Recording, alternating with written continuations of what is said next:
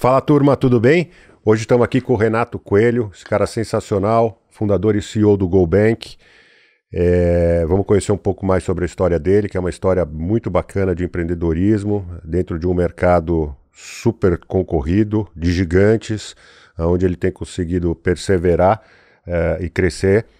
E tem sido um grande prazer ter acompanhado isso nos últimos 15 meses aproximadamente, que a gente está junto lá na Aldas, e tem sido um grande prazer. Antes de passar a bola aqui para ele, ele é graduado em administração de empresas, tem um MBA em finanças pela FIA, além de uma série de outros cursos de especialização, e é um self-made man. Começou a carreira praticamente do zero, vendendo de tudo um pouco, já vendeu geladinho, já vendeu verdura, peça automotiva, e assim foi trilhando a carreira dele. Passou por grande instituição financeira antes de fundar o GoBank. Não é? Isso aí? É isso aí. Na verdade... Bem-vindo, cara. Obrigado. Prazer te ter aqui. Vamos lá. Obrigado. Vamos tentar contar um pouquinho da tua história para o pessoal, ver se o pessoal se empolga também. Show de bola. Teu lado Show empreendedor. de bola, com certeza. Na verdade, eu que tenho que agradecer, né, Edu? De fato, a gente tem vivido aí um período gratificante nesse mais de um ano, né? Conhecendo melhor a estrutura tanto da Aldas quanto do GoBank. E é isso, cara. Eu comecei... Eu até tenho no meu LinkedIn lá que aos 6 anos de idade eu já era vendedor, né? A gente vem de uma família muito simples e com 6 anos minha mãe colocava eu e meu irmão para vender gelinho e vender coxinha, né? Então, vender sempre esteve na minha vida desde muito cedo, cara. Eu já vendia assim, eu não sabia dar troco, fazer conta com 6 anos eu já estava vendendo. Mas sabia que você ia entregar e receber dinheiro por aquilo. Sabia, na verdade, você era garotinho, colocava a mão assim no bolso, tirava algumas moedas e a pessoa que estava comprando, ela mesma Fazia dava o troco ali, etc, né? Quase um machine learning ali, Que legal. Aonde isso? Em São Paulo? Em São Paulo, cara, na periferia de Guarulhos. Olha só. Eu tenho algo que, assim, pouca gente sabe de mim, mas eu sou baiano, né? Então eu nasci na Bahia e eu vim da Bahia com 2 anos de idade, né? Eu sou o único dos filhos que nasceu lá e a gente veio morar numa periferia, moramos de favor, né, nessa época. E é uma história, assim, muito maluca, de fato, da gente ter na veia desde muito cedo essa questão do empreendedorismo e de...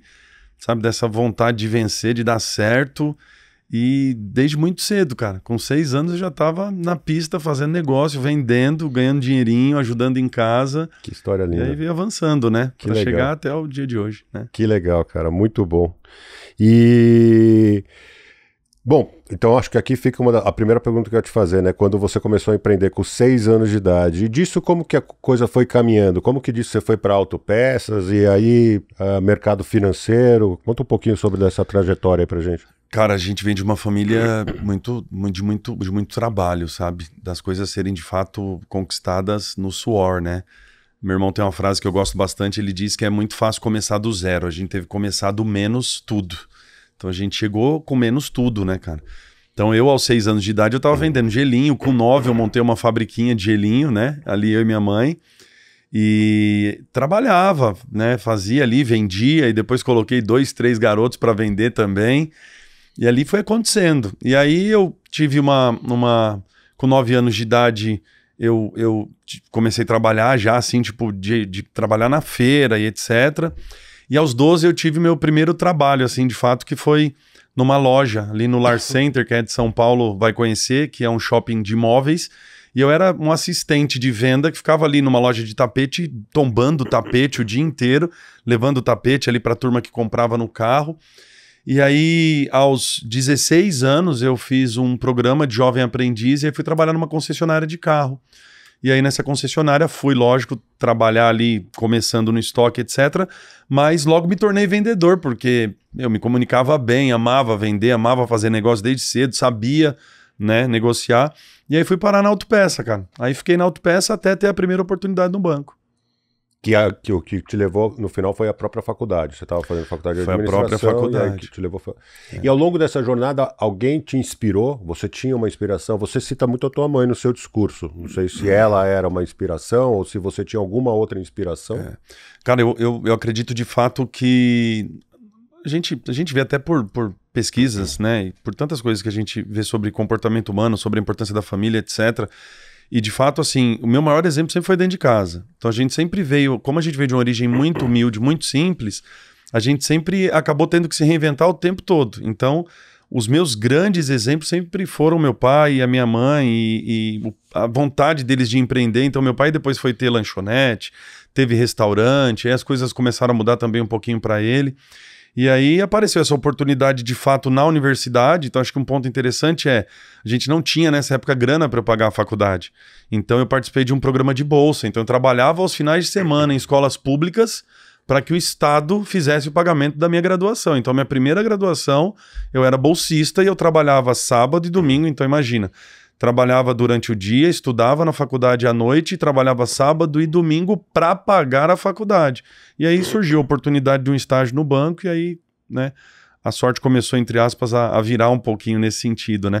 Mas eles sempre foram, assim, para nós um exemplo de empreendedorismo porque eles, cara, criavam coisas incríveis. Meu pai tinha uma capacidade criativa, apesar do pouco estudo. Meu pai construía coisas o tempo todo, seja ela de alvenaria, seja ela na marcenaria. Então ele era um cara muito visionário, um cara empreendedor, sem saber que era empreendedor, fazedor mesmo, sabe? Um cara hiper criativo.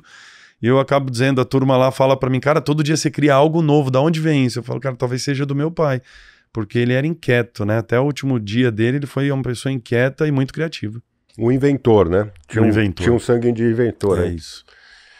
Cara, e conta pra gente, teve um lance que você participou de concurso e ganhou prêmio, né? Falando em invenções, né? Parece que você participou de concursos de inovação, né? Que é o FINEP e um do BNDES. Conta um pouquinho sobre essa experiência. Isso já foi na nossa jornada pós-saída do banco, né? Quando a gente já começou o escritório lá em 2011. Nós atuávamos muito no agronegócio, energia e etc. E aí nós desenvolvemos um projeto para uma indústria do agronegócio de fertilizante agrícola que eram feitos de produtos biológicos, então é bem diferente do químico, né? Então na agricultura, geralmente os caras estão usando lá pesticida e tal, fungicida e todos eles com moléculas químicas, etc. E a gente construiu esse projeto junto com a FINEP para a construção de um fertilizante à base de micro-organismos. Então basicamente a empresa, né, que contratou a gente, ela pegava organismos do solo para transformar num defensivo biológico. E aí a gente ganhou como a empresa mais inovadora do estado de São Paulo esse prêmio da FINEP e recebemos naquela ocasião 4 milhões de subvenção econômica. Dinheiro para investir em pesquisa sem precisar devolver o valor para o governo. Caramba, que legal. Foi bem legal. Muita gente concorrendo? Ou não? Muita gente. O Brasil praticamente inteiro, né? O Brasil inteiro concorrendo e nós ganhamos como a empresa mais inovadora da região sudeste e também da área de agronegócio, né? Esse foi o prêmio da FINEP que nós ganhamos e aí depois a gente participou já com a GoCredit, que antecede o GoBank, do desafio Fintech do BNDES, a gente ficou ali em terceiro lugar também, que foi talvez a primeira validação que a gente teve ali de que o que a gente estava construindo tinha possibilidade de se tornar algo grande, né? Acho que foi o primeiro selo que validou para nós, se eu não me engano, em 2013, dizendo, cara, o caminho que vocês estão indo faz sentido, vai dar certo, em algum momento vocês vão acertar e vão voar. E graças a Deus foi o que nos motivou e, de fato, aconteceu. Estão voando. Acabou acontecendo. Foi a grande primeira comprovação. E conta um pouquinho pra gente. Bom, você atuou no Santander, correto? Acho que você Sim, eu fiquei no Santander, de 2006 a 2011. A 2011. O que te motivou a sair do Santander? Você saiu do Santander e depois se motivou a empreender? Ou você já saiu de lá querendo empreender? Como é que foi isso? Cara, é uma história engraçada porque eu estava fazendo uma MBA na época, né? Eu fiz uma MBA na FIA. E ali eu conheci um professor que ele era diretor da Caixa Econômica Federal e esse cara me apresentou a área de projetos, porque a nossa história começa com o desenvolvimento de projeto para captação de recurso junto ao BNDES, FINEP, Banco do Nordeste, etc. E ele disse, cara, tem um mercado gigante desse negócio e tem pouca gente atuando. E aí eu comecei a me aprofundar nisso. Aí fiquei basicamente 1 ano estudando esse tema na pós-graduação junto com ele e ele me incentivando. E aí ocorre que ele me apresentou um cara que era aposentado do Banco do Nordeste que tinha aberto uma consultoria em Fortaleza, ali em Meireles. E aí eu fiz contato com esse cara por e-mail na época, a gente não tinha WhatsApp, não era muito fácil contatar essas pessoas e tal. E ele me respondeu e disse, cara, adoraria te receber aqui, porque São Paulo é uma praça que me interessa muito. Eu peguei um avião, fui de férias para Fortaleza, fiquei 15 dias, né? Já era casado, levei a esposa, não tinha filho ainda. E aí eu fiquei apaixonado, cara, por essa estrutura de captação de recurso estruturado, essa possibilidade de ter um novo negócio, etc. Aí voltei, saí do banco dia 30 de novembro e abri o escritório dia 1º de 2011. Caramba. Em dezembrão a gente abriu o escritório, dia 1º, né? Todo mundo tá saindo de férias, a gente tava começando o projeto. Começando o negócio. De que isso ano aí. isso? 2011. 2011. Muito bacana. 2011. E o que te chamou a atenção nesse mercado, especificamente de crédito? O fato de terem poucas pessoas atuando, o tamanho do mercado? Cara, também, poucas pessoas atuando eram a verdade, ainda é até hoje. O tamanho do mercado é uma outra realidade, mas acho que acima de tudo, eu já tinha, sabe, no meu coração, de alguma forma, o desejo de trabalhar com algo que de fato fizesse diferença para as empresas que a gente fosse atender. A gente sabe o poder dos grandes bancos, e eu não vou entrar no mérito aqui de fazer bem, fazer mal, porque o resultado deles estão aí e comprovam a eficiência dos caras do ponto de vista empresarial e etc. Mas eu tinha essa necessidade de pensar do outro lado da mesa, sabe? Um desejo de falar, bicho, eu quero fazer negócio, mas eu quero que aquilo que eu esteja construindo para o cliente não tenha valor só para mim, mas tenha valor pro cliente. Então eu encontrei nesse universo a oportunidade de levar ao cliente estruturas de captação de recursos que antes ele nunca tinha ouvido falar. Exemplo, essa empresa, eu tenho essa história da empresa que a gente comentou do prêmio da FINEP. Eu lembro que um dia eu fui dar uma palestra nessa empresa, 2 anos depois, e uma senhora ali do café me deu um abraço, que eu não esqueço até hoje, e ela disse assim, eu queria te agradecer. Eu falei, mas por que a senhora quer me agradecer, né? E ela disse, porque eu sei que foi você quem fez o projeto aqui da empresa, e por este projeto a empresa cresceu e hoje o meu marido trabalha aqui, o meu filho trabalha aqui. Então essa empresa a gente assumiu em 2013 nós assumimos e a gente entregou esse projeto em 2015. Eles tinham 150 funcionários, hoje eles passam de 1.500 funcionários. Eles faturavam, se eu não me engano, 22 milhões ano e o ano passado eles faturaram 400 milhões. Caramba. E hoje esses caras talvez sejam a maior empresa de defensivo biológico no Brasil que não foi comprada. Olha só, que então bacana. Foi isso que, sabe, foi um incentivo. Pô, eu consigo ganhar o meu dinheiro sem vender para o cara o que estão me pedindo para vender, mas o que ele precisa. Impactando positivamente Exato, a vida das pessoas, né? Esse foi o ponto. Muito Essa foi legal. a virada de chave. E para quem está assistindo a gente e não conhece muito sobre isso, qual que é a diferença entre o GoBank e um banco?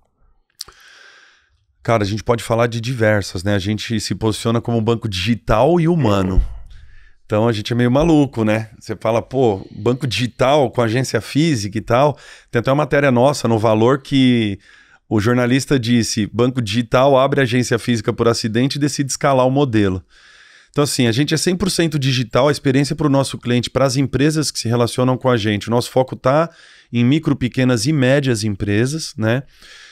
A gente dá uma experiência 100% digital para o cara, mas a gente tem escritórios locais, que não é um formato de uma agência convencional gigante, mas bastante acolhedor para que o cara possa, principalmente o empreendedor, o empresário que não rompeu ainda essa bolha do middle market, que a gente chama dessa empresa de 30, 50 milhões ano, esse cara ele ainda tem uma necessidade de ter alguém muito próximo a ele. É verdade. E a gente percebeu que isso faz todo sentido, cara. Então é muito comum Ontem agora eu tô rodando bastante as agências, então eu não tô num lugar fixo, né?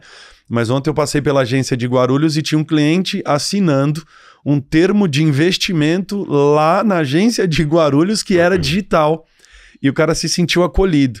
Então, pelo fato de apesar de sermos uma empresa que esse ano completa 13 anos, mas ainda ser uma empresa que não tem uma exposição de marca tão consolidada, o fato de ter unidades físicas para nós trouxe para o cliente o conforto de saber onde ele está fazendo o negócio, onde ele está deixando o dinheiro, onde ele está captando o dinheiro, levou credibilidade, sabe? Deu uma musculatura bacana para dar o conforto necessário para esse segmento que a gente atua, sabe? Ele quer ter esse contato pessoal, ele quer saber com quem ele está negociando, né? Ou seja, a digitalização ainda depende de uma humanização em algum momento da trilha, né? Da compra, do caso aí da tua solução, do teu serviço financeiro. Sem dúvida. Então, assim, é muito difícil quando a gente visita um cliente e fala dos 5 maiores bancos, A gente não precisa validar a reputação, quem são, de onde vem, o que estão fazendo. O cara conhece já.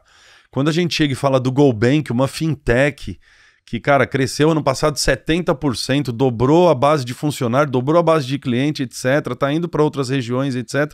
O cara fala, cara, mas ainda quem é o GoBank? Apesar da gente estar no Campeonato Paulista já, patrocinando clube de futebol, ter uma exposição bacana da marca, mas ele se sente mais confortável e seguro de fazer negócio quando ele chega num lugar. Eu não estou num prédio, numa sala comercial que eu posso desmontar e ir embora.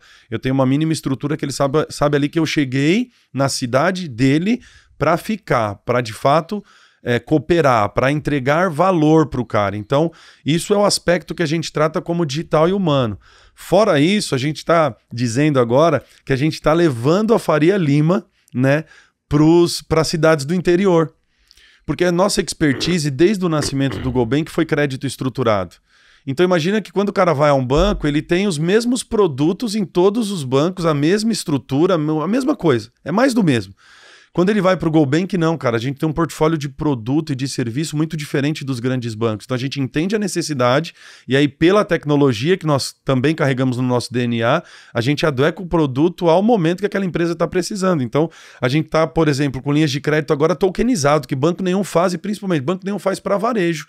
E o GoBank está começando a falar de operação de crédito em tokenização, né, em smart contracts. Então, como uma empresa de médio porte, ela vai bater na Faria Lima para ter uma reunião com o cara, eu quero captar 5 milhões de reais, 2 milhões de reais, o que você tem aqui para mim? O cara nem recebe. Então eu até brinquei, a última agência que inaugurou foi em Limeira, né, a nossa última. E eu disse, olha, nós estamos trazendo a Faria Lima para Limeira. Para Limeira. Né? Aí nós vamos ser o Faria Limer, só que Faria de Limeira. Limer, muito né? bom. E aí, cara, a gente tá fazendo um baita negócio. Essa agência, por exemplo, ela já nasceu brequivada, já tem 70 empresas que são correntistas e a gente inaugurou tem 15 dias. Olha só. Então é uma experiência incrível, cara. Tem dado muito certo. O que te leva a abrir uma agência numa cidade? O número de clientes que você já tem lá? Como é que funciona essa decisão? Cara, são vários fatores, tá?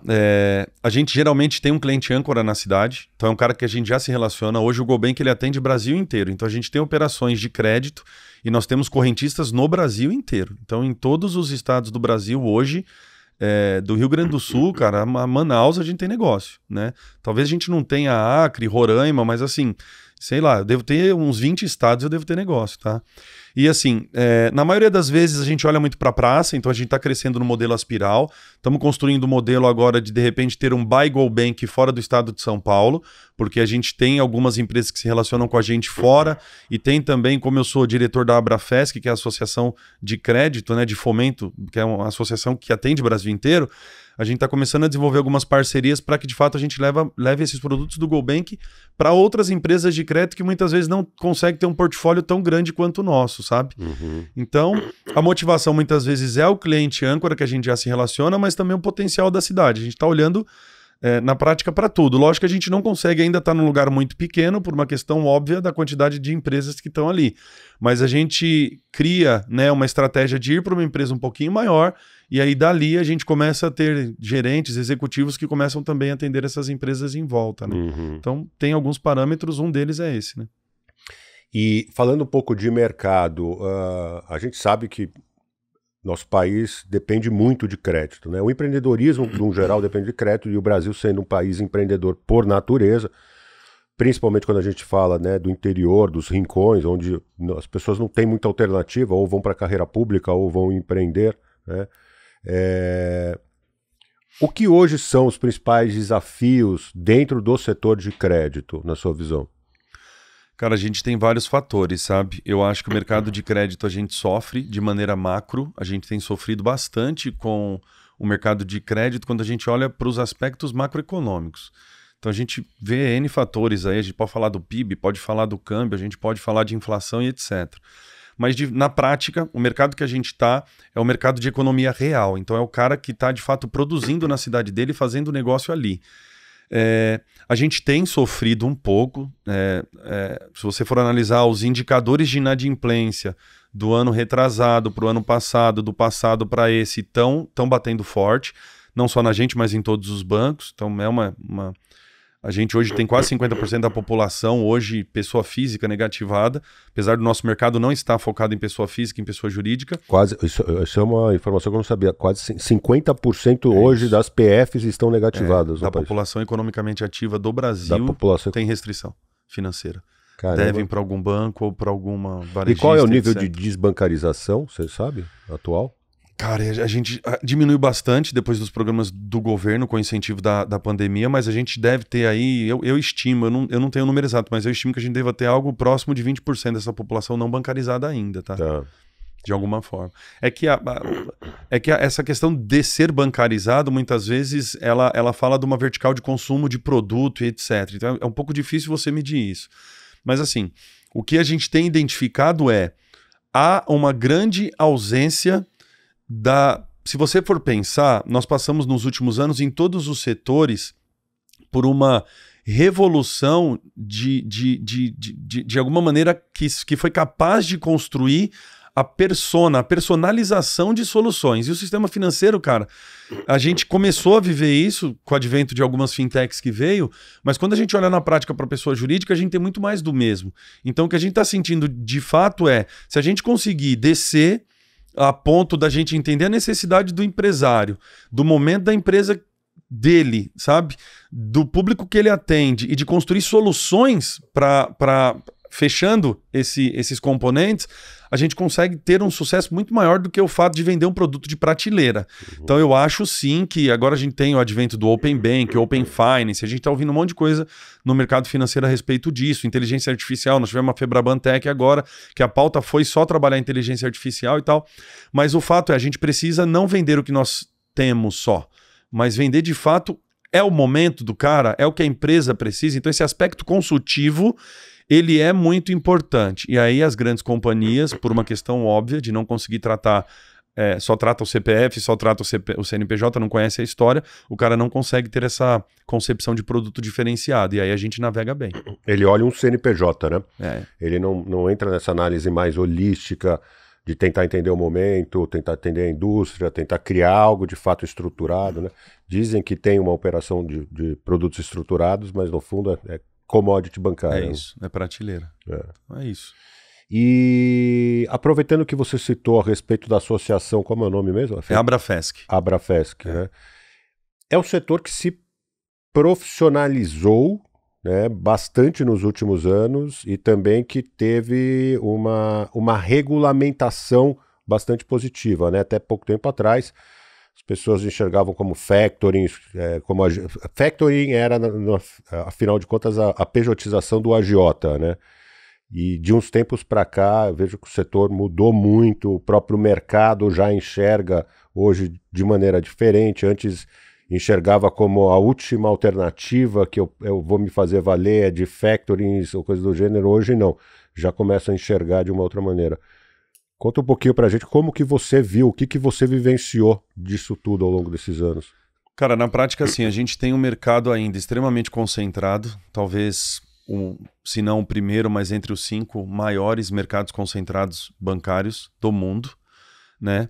A gente tem ainda hoje 80% de todas as operações na mão de 5 players, isso não é bom para ninguém, a gente sabe disso, que essa concentração ela não traz benefício para absolutamente ninguém, a não ser os 5 grandes bancos. Isso é fato, né? Isso é fato. E quando a gente teve por iniciativa do governo federal e do Banco Central, nos últimos talvez 6 anos, 7 anos, um pouquinho mais até, a lei das fintechs, isso contribuiu demais para nós. Então você pensa o seguinte, que todo esse mercado de fomento, os bancos fazem uso dele. Os bancos, a maioria, todos eles hoje, operam por intermédio de grandes FDICs também.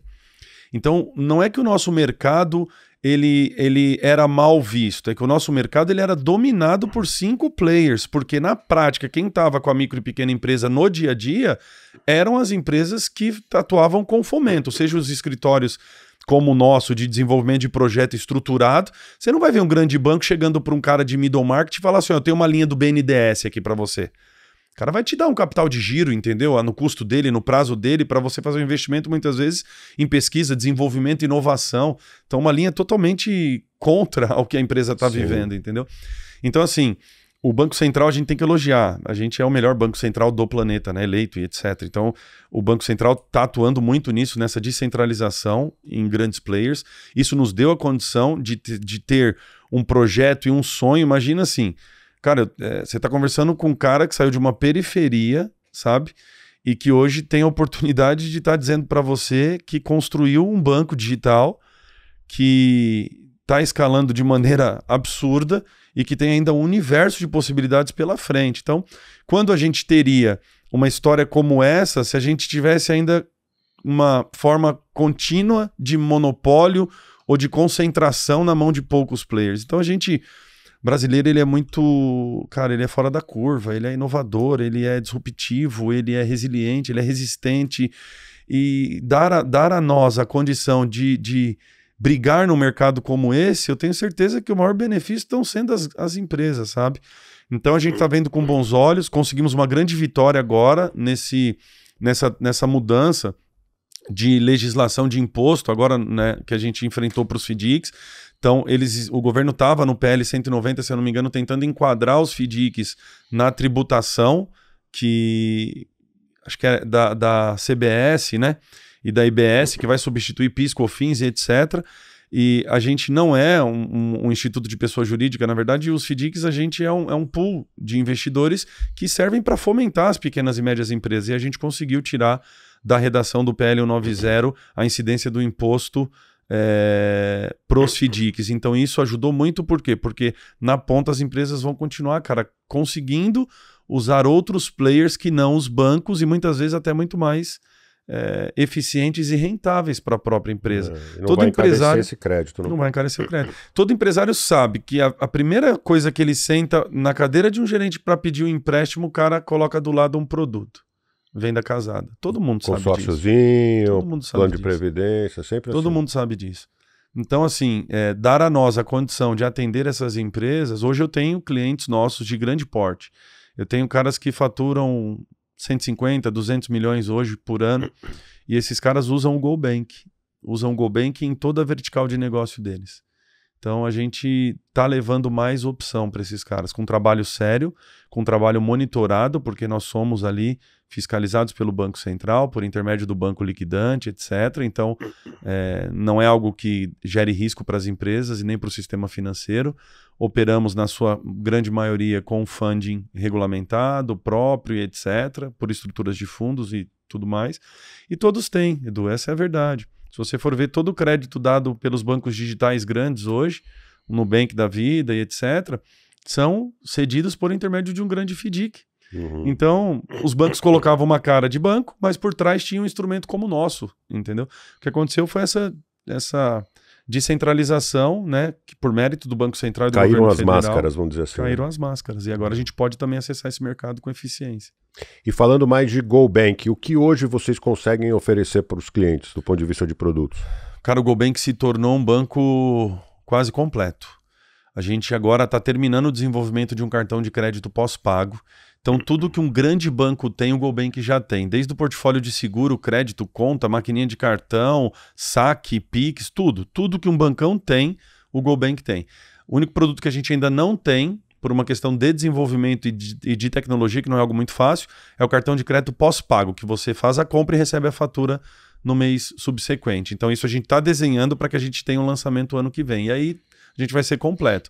Próximo passo agora é pensar em alguma operação fora, né? Que a gente já tem discutido com alguns parceiros a possibilidade da gente ter uma continha GoBank global para o cara que está aqui, fecha um câmbio dentro do nosso aplicativo e consegue fazer uso lá fora. Então isso tá na gaveta, mas em algum momento a gente deve chegar também. E o plástico é caminho, né, para isso. A partir do momento que você tiver o plástico, já é meio caminho andado, né? Se for um plástico que o cara conseguiu usar no mundo todo, com uma bandeira tipo Master, Visa... a nossa parceria agora, a discussão tem sido com a Visa. Nossa negociação com eles. Entendi. Bacana. Muito bom. E nível de inadimplência, como é que tá isso hoje no país? Imagino eu, sem ter dados na mão, que a coisa deve ter dado uma azedada. Tô enganado? Não, deu sim. A inadimplência descolou. Se você for pegar a média histórica nossa, né, do mercado e tal, a gente sempre tem uma inadimplência saudável ali na pessoa jurídica de 3%, 2%, 3%. Então a gente já está vendo isso em algumas estruturas pulando para 6, 7, 8, 10, 11%. Então o crédito, de fato, ele não tem sido uma jornada muito fácil para as instituições financeiras, tá? Por isso que o GoBank teve a estratégia de crescer também em prover soluções de serviço. A gente tem soluções de cash management hoje, a gente está implantando uma solução de folha de pagamento, etc. Então, a gente está avançando bem nesse sentido, sabe? De não só ter ali o nosso foco no crédito. A gente não quer ser um balcão de crédito apenas, a gente quer estar na vida do cliente, na jornada dele completa, do início ao fim. Então, antigamente a gente só tinha crédito. Então era difícil, a gente vivia do crédito. Então o cara procurava a gente para crédito, a gente procurava o cara para crédito. Hoje não. Hoje a gente atende, eu costumo dizer que a gente tem produto no GoBank da hora que nasce o filho do empreendedor até a hora que ele perde alguém da família dele, o GoBank tem uma solução, cara. Bem legal, bem interessante. Você concorre com as grandes instituições? Edu, eu não vou te dizer concorrer porque seria talvez uma audácia nossa, né? Dizer, pô, você concorre, cara? Não, eu sou uma alternativa às empresas de pequeno e médio porte. E para nós tudo bem isso. Eu costumo dizer assim, o GoBank pequeno, ele será gigante. Então, eu não digo que eles são os nossos concorrentes, né? Talvez sejam ali os nossos pares em desenvolvimento, ou deveriam ser pelo menos, né?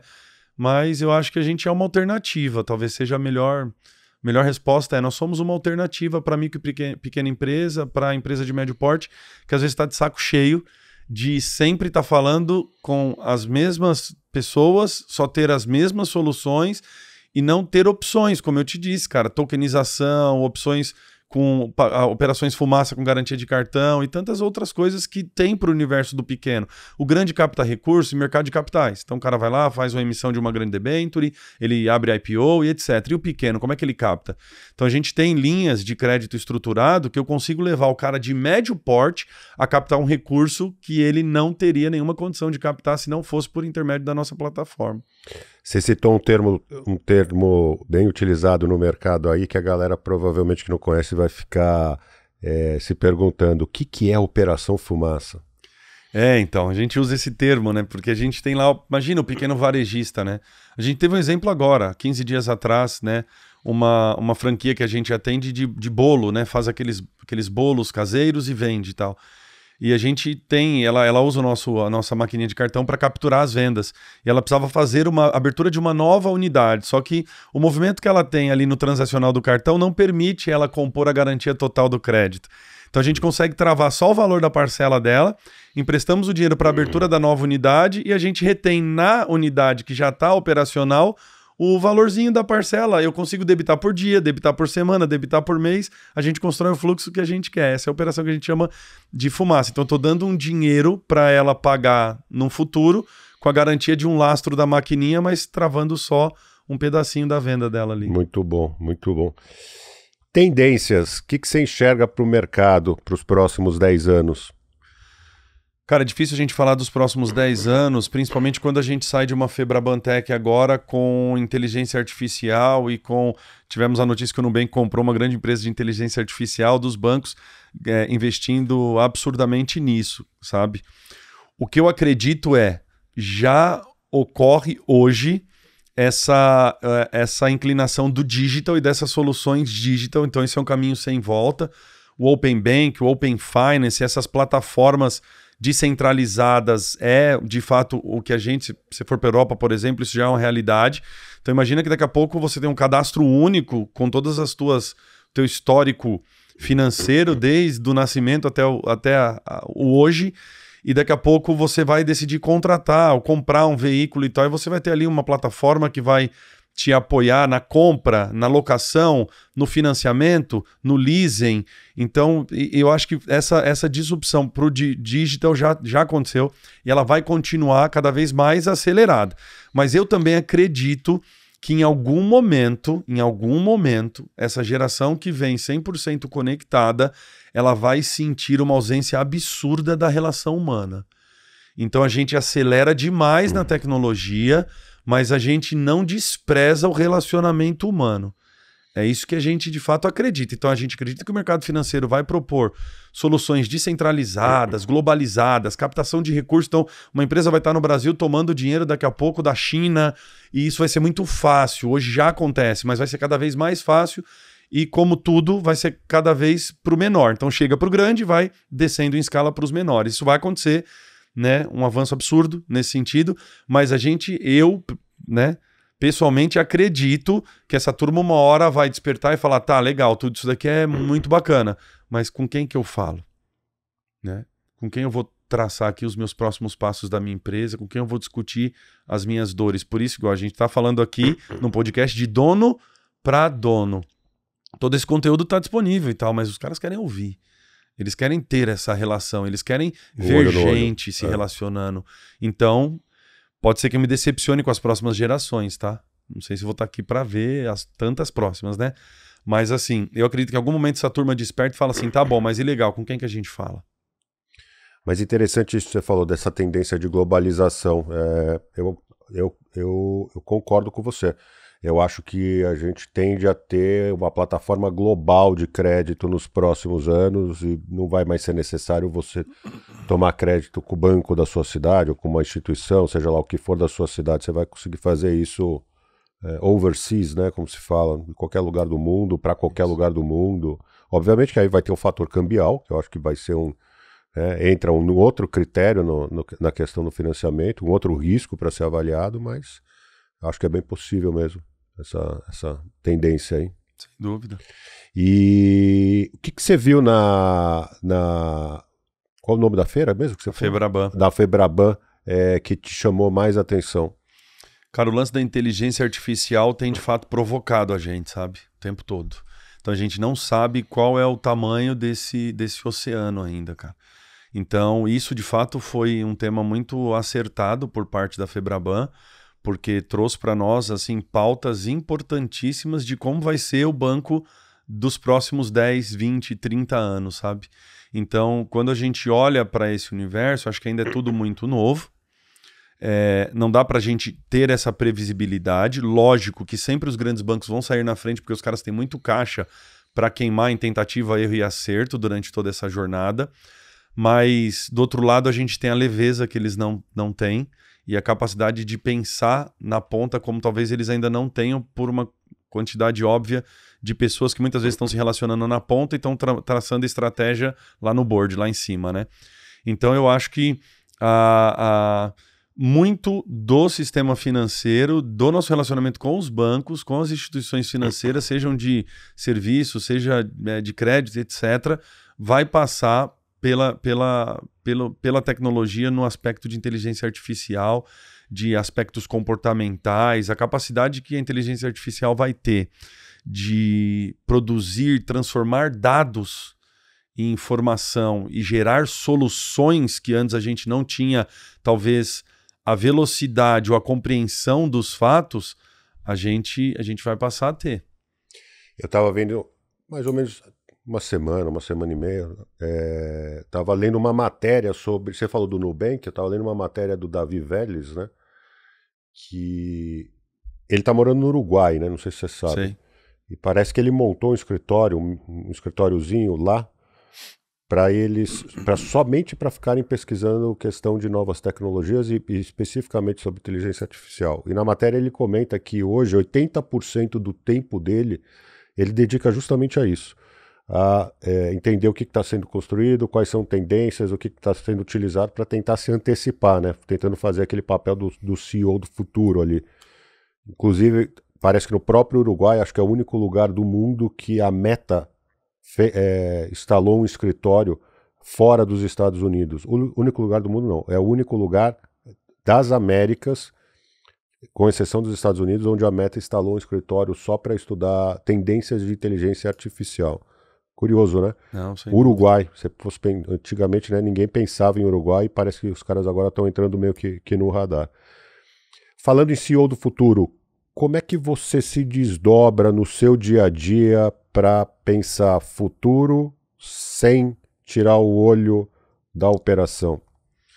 Esse é um desafio, mas se você me perguntar qual é a nossa maior habilidade, é a capacidade da gente se reinventar e de inventar. Então, o tempo todo a gente está discutindo coisas novas, o tempo todo. Então, a gente está olhando para dentro de casa, atendendo o cliente dentro de casa com a melhor eficiência, com os melhores, as maiores preocupações do ponto de vista de proteção de dados, do ponto de vista de cybersecurity, do ponto de vista de experiência de usuário, etc. Mas a gente está sempre na pauta de planejamento, nas nossas reuniões semanais, nas nossas reuniões de planejamento mensal, colocando aonde a gente quer estar nos próximos anos.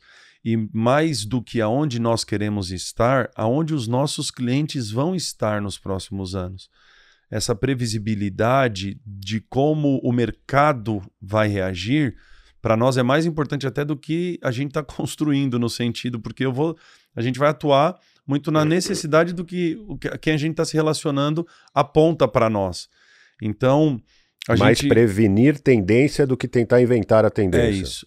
É isso porque o tentar inventar, igual você deu o exemplo do Davi, é custoso. Então, quem está construindo as soluções disruptivas são as empresas que você citou e os grandes bancos. As fintechs do nosso lado, que não são tão grandes quanto algumas, a gente atua muito mais em prever a necessidade e criar soluções para elas e pensar no futuro embarcado dentro dessas soluções. Então, assim, hoje tudo ocorre, a maioria. Se você for ver as grandes empresas, se a gente pegar os grandes varejistas, por exemplo, as construções de marketplace, etc. O que a gente está falando? De ecossistema, o tempo todo. Então, o que a gente olha muito dentro do GoBank para presente e para futuro? Ecossistema. Então, eu estou me relacionando com a loja do bolo daquela cidade. Quem são os consumidores dela? Quem são os fornecedores? Quem são os parceiros? Ou qual é a região que ela está? Igual Limeira. Eu não sabia até ir para lá na inauguração. Limeira é o maior polo de semijoias do Brasil. Eu fiquei sabendo por você disso também. Cara, não incrível. Sabia. Você fala, Limeira é o maior polo de semijoias, uma economia bilionária de semijoias. Então eu falei, como a gente se posiciona nessa cidade? O que essa cidade espera da gente? Qual que é a expectativa deles? A gente volta para casa e começa a construir os produtos, né? Então a gente olha muito com essa inclinação. O olhar do nosso cliente é o nosso olhar. É isso que a gente se posiciona o tempo todo. Bem interessante. Ou seja, estuda o mercado, estuda o cliente e tenta daí construir algo realmente personalizado para atender a demanda dele. Isso faz da gente ser diferente. Porque imagine que eu chegue numa solução para uma indústria automobilística em Limeira. Eu tenho um baita produto aqui que, sei lá, compra de máquinas e equipamentos, linhas de leasing, Cara, a cidade não tem aderência.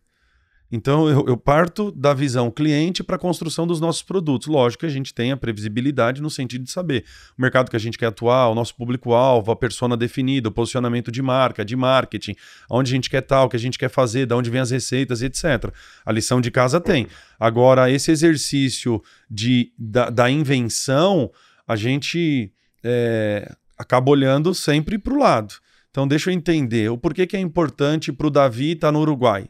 Deixa eu entender.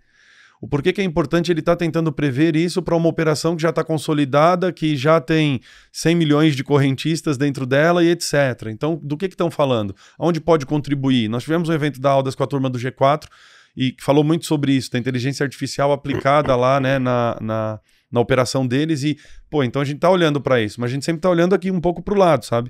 A gente não está saindo muito correndo nisso porque, de fato, a nossa musculatura não nos dá condição de inventar alguma coisa, no sentido dessa previsão para os próximos 10, 20, 30 anos, etc. Deixa para esses grandes realmente, porque, como você disse, isso consome dinheiro. Cara, a gente sabe que a vida de dono de negócio não é fácil, né? Eu brinco que dono de negócio não tem dia de semana ou final de semana, né? Todo dia é dia. Ainda mais quando você gosta, né, do negócio, porque daí muitas vezes você se vê durante a semana trabalhando no que você gosta, você está se divertindo tanto quanto no final de semana.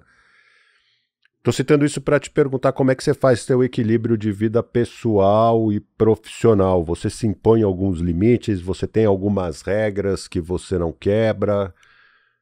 Como é que você gerencia, coordena isso tudo? Cara, eu acho que é o desafio de todo mundo, né? Esse equilíbrio, né? Profissional, familiar e etc. Então, de fato, a cabeça está 24/7 no negócio. Eu já fui muito mais workaholic do que sou hoje, né? Então, eu passei recentemente por 2 perdas desafiadoras. Eu perdi a minha mãe, em seguida eu perdi o meu pai, né? em questão de menos de um ano, eu perdi os dois. E isso, de fato, produziu em mim uma reflexão um pouco diferente a respeito da vida e do porquê a gente está fazendo o que a gente está fazendo. A gente sempre foi muito inclinado a propósito, então a gente já recebeu um monte de oferta. Cara, vocês vão ser investidos, nós vamos colocar grana, vocês vão escalar 10 vezes mais, e a gente sempre está numa tocada de muito pé no chão e etc. Então, hoje, de fato, eu tento equilibrar um pouco melhor, né? Eu tento dedicar muito tempo às meninas, eu tenho 2 filhas, uma esposa, então, cara, eu preciso me dedicar a elas, então eu foco muito nisso, então a gente tem uma agenda familiar, semanal, final de semana, etc, de estar sempre junto para tentar ter esse equilíbrio, e do outro lado a gente acaba também estabelecendo hoje, graças a Deus, a estrutura já é maior, então eu não estou tocando também todas as áreas como eu tocava há uns anos atrás, eu estou com a agenda um pouco mais no dia a dia ali de orientação, de colocar a mão junto com a turma na gestão e etc, do que fazendo como era há 5 anos atrás, 4 anos atrás, etc. Então é um esforço, não só um esforço familiar e profissional, mas um esforço pessoal também, porque senão a nossa saúde acaba indo embora e aí daqui a pouco o CPF fraco, CNPJ fraco, né? Sim. Então eu estou começando agora a estabelecer, agora não, mas nos últimos 2 anos, eu estabeleci algumas mudanças, como o meu escritório, a base que eu estou mais tempo, está do lado do apartamento que eu moro, apesar de viajar muito, de estar muito fora, etc. Mas a rotina das crianças estão muito dentro da minha rotina, então às vezes eu estou no escritório na base, eu consigo almoçar com elas, às vezes eu saio do almoço e levo na escola, então eu tento, principalmente nos últimos 2 anos, a estabelecer uma rotina um pouco mais equilibrada do que era, porque antigamente era nervoso, né? Dormia 4, 5 horas, às vezes nem dormia e o tempo todo pensando no negócio. Né? Sim, não é fácil mesmo. E você falou de saúde no seu discurso, você pratica algum esporte, você faz alguma coisa, você tem alguma válvula de escape? Cara, eu tenho, já fazem 2 anos que eu tenho, assim, tentado não negociar, apesar de às vezes acontecer. Mas todos os dias agora eu vou à academia. Então, minha primeira hora do dia... É dedicada a isso. É dedicado a isso. É dedicado a isso. Eu me esforço para que seja. Então, agora, eu gosto do João Adib, né? Da CIMED, acompanho ele e tal, e ele fala 7x7. Eu não consegui ainda. Então, às vezes eu tô final de semana, as crianças acordam, pai, vamos tomar café e tal, e aí não funciona. Mas eu tô me esforçando para que todos os dias, pelo menos os dias de semana, eu esteja 1 hora. Minha primeira hora começa ali na academia. E você sente qual reflexo que você sente disso? Além de, obviamente, muscular, o que isso te traz? Cara, total. Essa 1 hora é uma hora que eu não só tiro pra mim, né? Porque se a gente for avaliar, nós somos seres trinos, né? Corpo, alma e espírito. Então, se a gente está descompensado, às vezes a gente olha muito para o externo. O externo é as nossas atividades profissionais, os nossos familiares e etc. Mas a gente não olha para a nossa essência. A nossa essência está nisso. Nós somos um corpo, uma alma e um espírito. Então, o que eu acabo fazendo no período da manhã? Né? O período que eu consigo colocar em ordem todas essas questões. Então, eu estou ali praticando atividade física e, ao mesmo tempo, muitas vezes eu estou ouvindo, né, uma mensagem, uma ministração, algo que tem uma relação com o meu espírito, que me alimenta, que me fortalece, que me dá uma consciência do eterno, do sobrenatural, da essência de Deus e etc.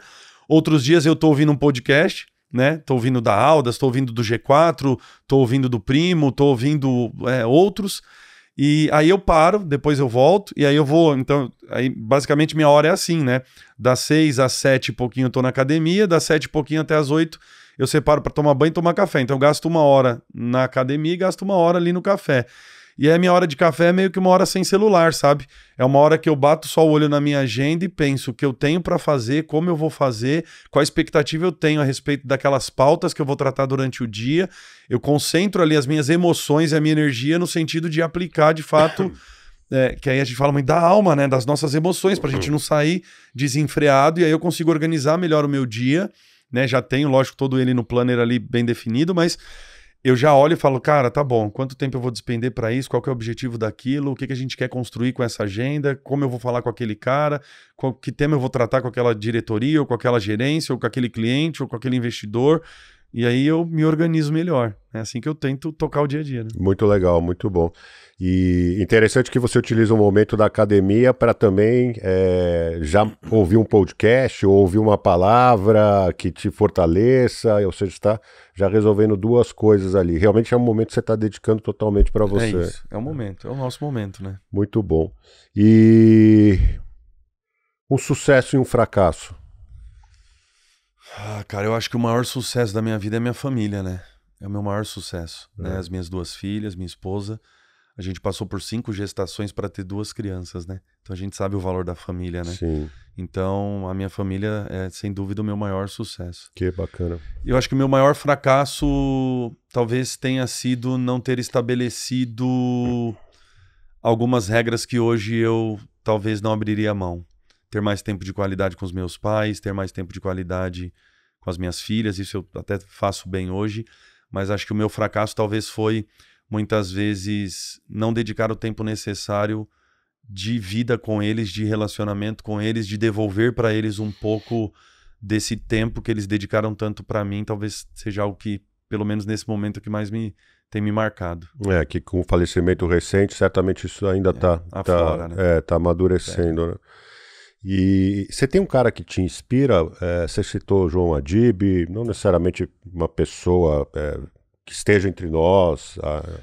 Eu acho que a gente tem sempre, em vários momentos da vida, a gente tem gente que tá nos inspirando, cara. Eu acho que ter um cara, assim, se você fala, pô, você tem um cara que você admira? Eu admiro Jesus, né? Estilo de liderança, resiliência, persistência, formação de equipe, etc. Sou apaixonado, né, por Deus. É o cara, né? É o cara. Jesus é a minha maior referência hoje. A gente anda num propósito muito pautado nisso. Agora, se você for falar de maneira assim, pessoal, cara, os meus pais, para mim, sempre foram a minha maior referência pessoal, de caráter e de trabalho. Meu pai, ele dizia pra gente, vocês precisam trabalhar muito.